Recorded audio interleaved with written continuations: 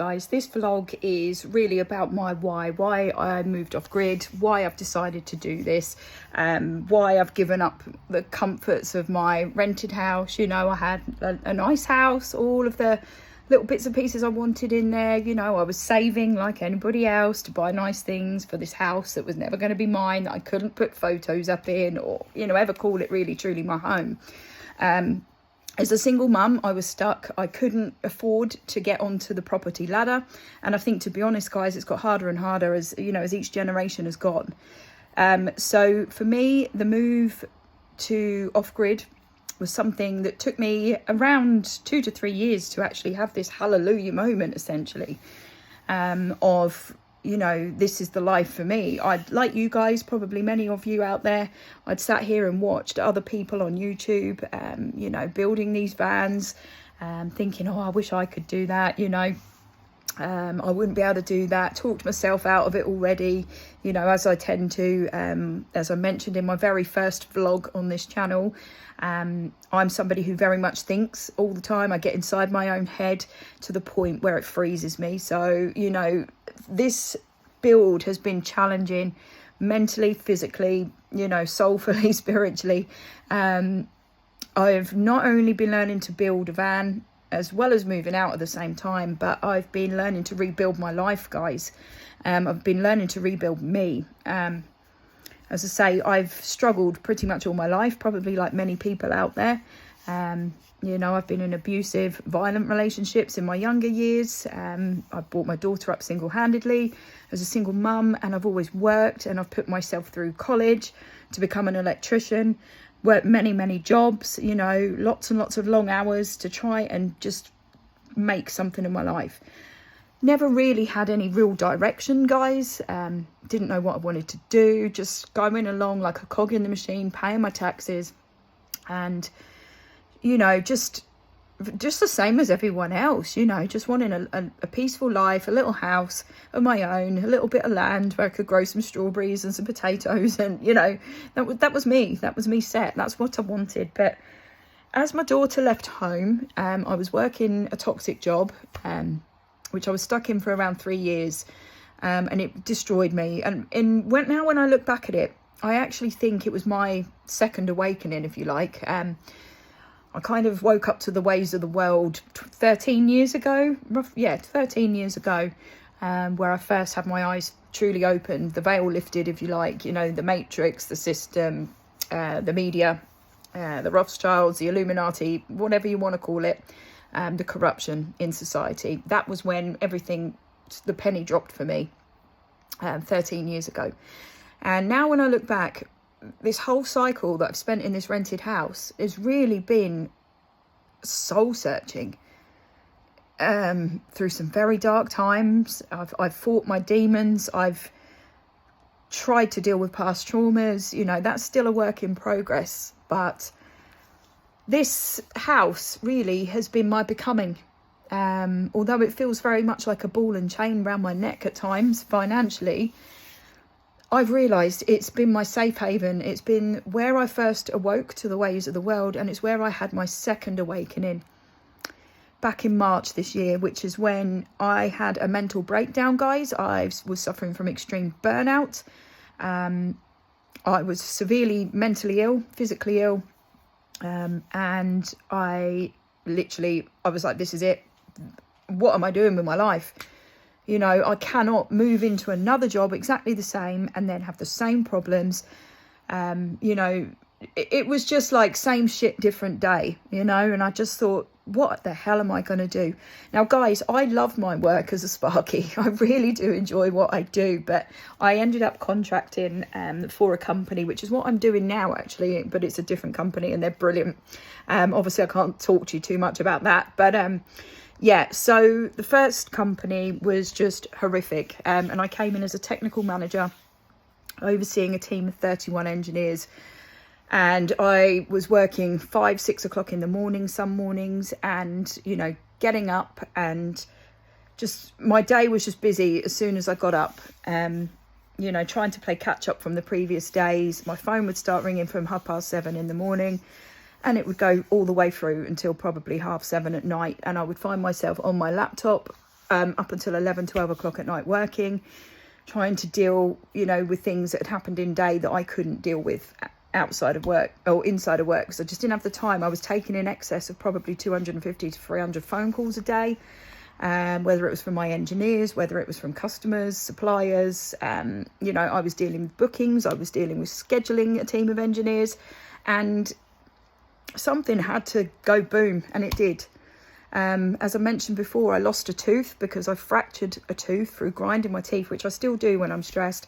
But that was through the last job, and I've had 2 teeth removed now through fracturing them, through what I've done myself, through stress. And I thought, I can't live like this anymore. I'm in my mid-40s, and I just thought, my daughter's gone. What am I doing? Why am I sitting in this house paying £1,100 a month in rent? Why am I doing it? Why am I paying the council over £200 a month in taxes when they can't even empty my bin properly, or fix a pothole in the road, or, give the disabled people services that they desperately need in my town? Same as the elderly. And, I just thought, what the hell am I doing? So I racked my brains for, what felt like years, but it was actually months. Obviously bought the van back in January. Wasn't really sure what I was doing with it back in January. All I knew was I wanted a van, and I was going to do it up. I thought it would take me probably 6 months to a year, perhaps longer, to get this van, just to go away for trips on my annual leave, and, the 4 precious weeks off that we get a year, and, good little corporate slaves that we are. So I just thought, no.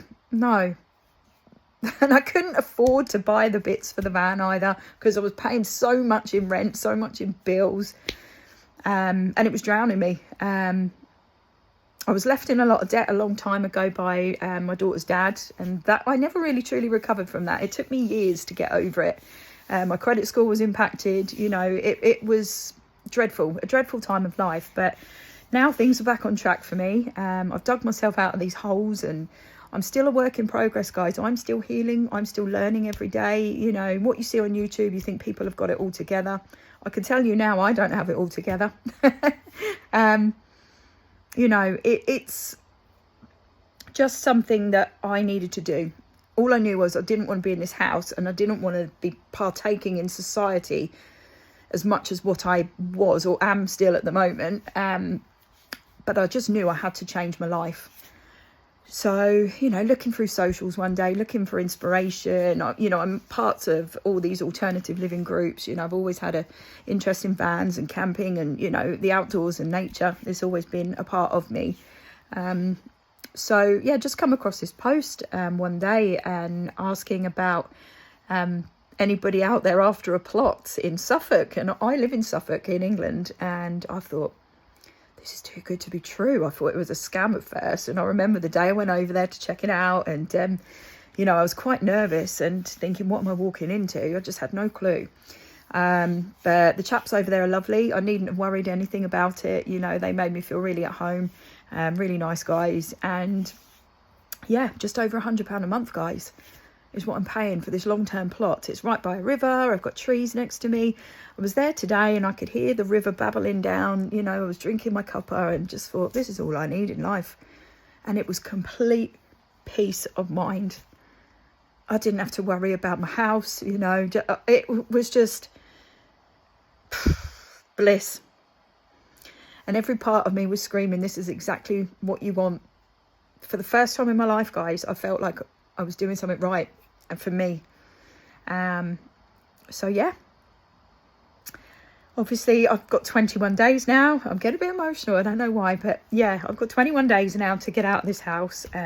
As some of you know who've been following my shorts, I've been sort of downsizing as well as I go. I don't know what's up with me, guys, today. I think it's just telling people out loud. It kind of brings it all home.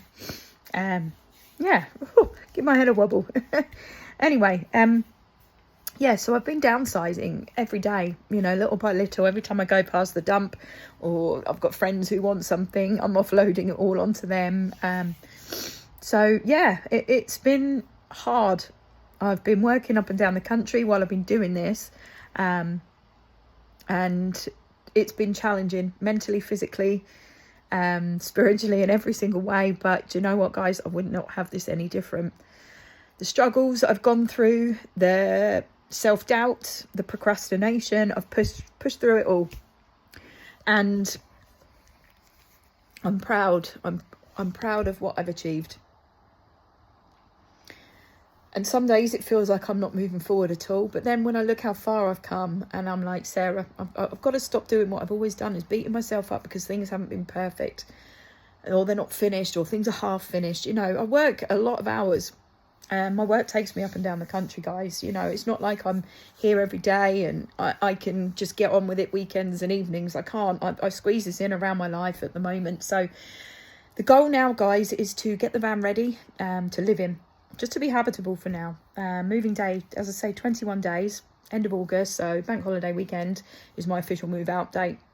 I've got the week off work, week commencing the 25th, and that is where all systems will go. Initially, I'm going to be sleeping on a mattress just in the van, obviously in the warmer weather. But the plan is once I'm there, I can, you know, just get cracking and just do things as I need to. So just wanted the basics in for now, the insulation, the heating, because obviously we are coming up to autumn. I don't want to say it, but yeah, in a couple of months, you know, we're going to start to see it. It's going to look a bit cooler, and, you know, the leaves are falling from the trees. So that was important to me to get that done and to get the foundations of the van correct. You know, I spent a lot of time doing rust treatments, sanding back rust. It wasn't bad by any shot, but, you know, you could see where paint was bubbling and potentially was going to be a problem. Just back from the off-grid plot, you can see I look very, very sunburnt today. It was like 29 degrees there, and it's got like its own microclimate there. It's so hot, and apparently in the winter it's the opposite, so it's cold. So yeah, hence why I've got good insulation, my combi boil and Air 4D heater. So yes, anyway, obviously first proper vlog with you guys. Just really wanted to talk you through the design process on my van. So where I'm sitting at the moment, I'm obviously in the cab. So what I will be doing in here behind me, so up here where the headliner is, I will be putting a partition wall. Okay, now I don't know whether I want a door like an opening or whether I want just a hatch to climb through at this point. So that's all still, I'm going to see how I feel when it's in, kind of thing, sort of with the space. And that's kind of how I've been dealing with this build, is just seeing how things look and how it feels to me, and how practical it is to me. So one thing that is important is safety, and you know, if I had to get away somewhere in the middle of the night quickly, I don't want to be climbing outside my van getting in the front. So that was the idea behind the partition wall, also for thermal as well, because I will be insulating the partition wall. So behind the partition wall, so you're talking sliding door area here. As you walk in, there's going to be L-shaped seating, okay, with obviously my batteries in, my inverter. I'm going to be having an AC unit under there. We've got a few other bits and pieces going in for the system that I need. So L-shaped seating, immediately above the L-shaped seating, so think above my head here, I'm going to have a lift up bed on linear actuators. Now, linear actuators, guys, are basically rods with motors. So I'm going to be fitting 4 of those. You can get them to talk to each other and lift up in synchronization. So that's what I'm going to do. Now, the beauty of what I'm doing is I want to keep my skylight. Okay, I didn't want the bed to go up and then cover my skylight in the day. To me, that seemed pointless, having the skylight. I mean, obviously it's great for laying in bed and looking at the stars, which was exactly why I wanted it. But also, I'll talk to you a bit later on in the video about the other reason for the skylight. Now, the bed will come down, and it will have a pull-out slide drawers, which is 3 pieces, and it's going to open up, hinged like piano hinges, and it's going to open up to form a full king-size bed. So I've been racking my brains about this design for months, literally tweaking measurements, everything, trying to get everything right, thinking it can't be done, having meltdown after meltdown about this. you know, there was a point where I nearly wanted to just quit the build altogether because it just wasn't working. And I kind of built everything around this the way it was going to be. So I didn't want a fixed bed at the back. I think it takes up far too much space. I wanted to use every inch of my van as efficiently as I could, essentially. So yeah, anyway, bench seating, which will house all the gubbins for electrical system. Above that is my lift up bed on linear actuators. Now, immediately behind that is going to be my kitchen galley. So it's going to be either side of the van. And I'm going to have initially worktops or flat. So it's going to be about 850 mil high. So we're going to have like a flat worktop. And then obviously on that is where my bed is going to fold onto at night. Okay. So it's going to extend all the way back into the kitchen, more or less up until my partition wall that forms the wet room.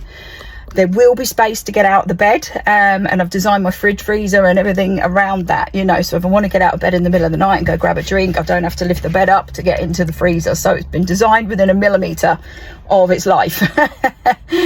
Whether it's going to work in the van with all the bumps and the grooves and everything else, you know, I've measured 50,000 times probably. I've designed on paper. I have spent hours doing this. So for me, it was just like, let's just get on with it. Let's just see how it goes in the van. I can always adjust it if it doesn't work. So yeah, anyway, so kitchen galley. In that kitchen galley, I'm going to have a fridge freezer, which is going to be in a tool cupboard, which is going to run adjacent to my wet room partition wall. So there's going to be 2 partition walls in the van, one in the cab and then one at the rear. Okay, so I'm going to be coming in 1 metre. No, sorry, correct me there. Yeah, 1 metre. I might have changed that actually to 800 mil just because of the bed measurements. Don't quote me on those measurements just yet. Anyway, 800 to a metre in onto the van's length. All right, and then it's going to go more or less the full width of the van, but down the side on the passenger side rear, I'm going to have a service area that's going to house my water system. It's going to house my combi boiler, my water heater. It will house components and bits and bobs, possibly going to have my fuse board in there as well, fuse box, consumer units, and I'm thinking about having my 4G router coming in there as well. So that's pretty much the setup. So I'm going to have a full 1.5 roughly metre long, no, those are wrong, 1.2 metre long, no, 1.3 metre long wet room by 800 mil into the van's depth. So yeah, it's going to be comfortable to stand in, to move my arms around. There's going to be a little vanity sink in there as well, and I'm going to have a pull-out toilet on hinge drawers, drawer runners even, just kind of pull out. So yeah, I'm absolutely over the moon to show you guys all of this. Now obviously I've got the max air fan at the back as well. The beauty of that is there's going to be a doorway just where that max air fan is on the partition wall. So when I'm cooking in the kitchen, I can open that, and I've got the ventilation as well. Now, moving on to the skylight. There was 2 reasons I wanted this. The first one was so I could obviously stargaze at night, you know, look out the window, look out the skylight, you know, the clouds, etc, etc. The other one, this is where it gets clever. So the other one was basically where I'm going to have some roof decking on my van roof. So I'm going to have decking around the skylight. It's going to be on a frame, uni-strut frame, so there's going to be decking there. It's all going to come literally just below the skylight hatch. Obviously going to cut out for those. Full decking. What I'm going to have up there is solar panel frame, also on linear actuators ×4. And if I want the solar or I want to sit on the roof, those 4 are going to push it up. I can sit underneath it, so I can use it as an outdoor terrace. Think fairy lights on the frame and so on. It's also going to have piano hinges, so I can tilt it to face the sun in both directions. So cat's out the bag, guys. That's pretty much the design so far. I will show you more obviously on that, but it's very much, I'm doing it as I go now. I've as I've said in my first vlog, I'm somebody who gets very much in my head. I tend to think about the process before I get stuck in the process. I just procrastinate and delay and delay. Everything has to be perfect. So I've now decided, just get on with it, Sarah. Just do it. You know, you can tweak it. It doesn't have to be perfect. So that's what I'm doing, guys. So starting off with the electrics at the moment. Obviously the floor I've had up more times than I can even care to think at this point, just for coolant loops, which was a bit of a headache. But the benefit I've got with the coolant loops, guys, is it's going to preheat my van's engine in the winter. I've also got the bi-directional DC to DC charger, which will enable me to have reverse charging from my leisure battery to my van's starter battery. So I'm never going to be stuck with, you know, an engine that won't start, basically a battery that won't start. So I'm kind of trying to future-proof my van for winter. So yeah, starting with the electrics, getting the 2 frames in, because what I essentially want to work with is a rectangle shape. I'm going to section off the wet room at the back, and I'm just going to focus on my living space for now. Toilet is on order, composting toilets, but it's not a necessity for me at the moment, you know. And then obviously over time the shower will go in as well. So that's the plans, guys. So starting with the framework, hopefully in the next couple of weeks. I am away with work a little bit over the next week, so the van build will be taking a back seat, unfortunately, which is gutting, because I'd love nothing more than being in this van, creating and, you know, putting into practice what I've been creating, guys. So yeah, that's the plans. So once the electrics are in, the heater's going in.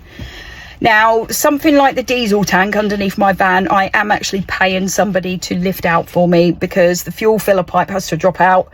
It wasn't something I thought I could do easily on my own. So I struggled with my damn battery, guys, so let alone lifting a fuel tank. So I am going to have an auto mechanic do that for me, the fuel line, and just run the fuel line basically back to where I want it and pop the hole in underneath.